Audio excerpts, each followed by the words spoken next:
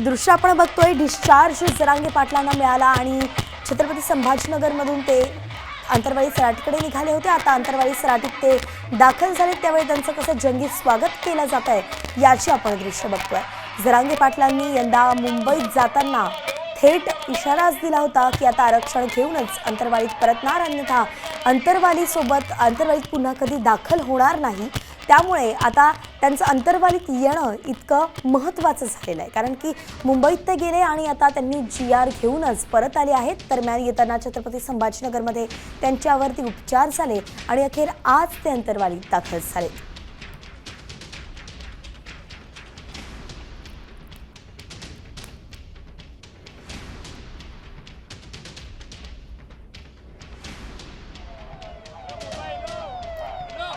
तर खरं तर GR घेतल्याशिवाय आरक्षण घेतल्याशिवाय अंतरवालीत परतणार नाही असेही शब्द होते मनोज जरांगे पाटलांचे आणि तशी शपथ घेऊनच ते अंतरवालीच्या बाहेर पडले होते। थेट मोर्चा मुंबईत गेला, तिथे उपोषण करण्यात आलं। नेमकं काय काय झालं याची प्रत्येक अपडेट आपण साम टीव्हीवरती पाहिली आणि त्यानंतर अखेर सरकारनं GR पारित केलाय आणि त्यानुसार मराठा समाजात आनंदाचं वातावरण आहे, जिंकल्याचं हे वातावरण आहे। त्यानंतर अंतरवालीत पहिल्यांदाच जरांगे पाटील आले। अक्षय शिंदे आपले प्रतिनिधी आपल्यासोबत जोडले गेलेत। अक्षय, नेमकं अंतरवालीत सध्याचं कसं वातावरण आहे? नक्कीच मराठा आंदोलन जरांगे निर्धार करून मुंबईसाठी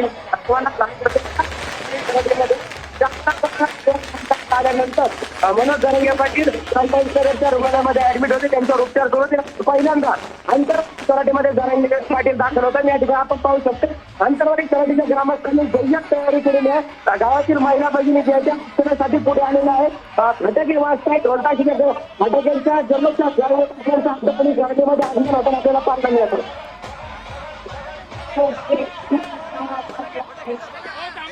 दृश्य आपण खरं तर बघतोय, काही तांत्रिक कारणामुळे अक्षयचा आवाज आपल्यापर्यंत पोहोचत नाहीये, मात्र एक्सक्लुसिव्ह दृश्य तुम्ही आमच्या स्क्रीनवरती पाहताय।